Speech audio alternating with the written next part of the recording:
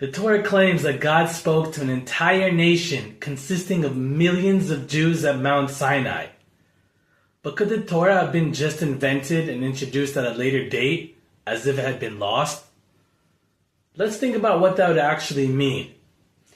Imagine someone trying to introduce this Torah later in history.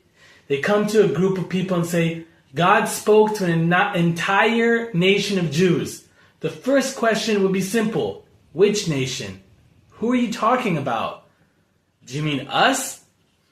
Because you can't introduce a story about a nation to people who don't already know that they are that nation. But there's an even deeper problem. If God really revealed himself publicly, if millions of people truly heard him speak, how do you lose something like that?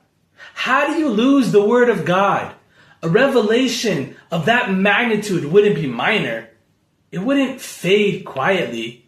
It wouldn't just disappear. And the Torah itself adds something important.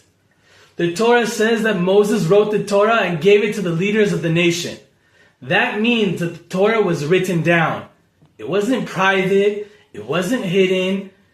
It was given to the elders and leaders of the people. It was known. It was public. So the question isn't just how do you lose a belief? It's how do you lose a public revelation and written Torahs at the same time? A public revelation of God speaking to millions of people would be the most important event in a people's existence. A revelation like that doesn't disappear.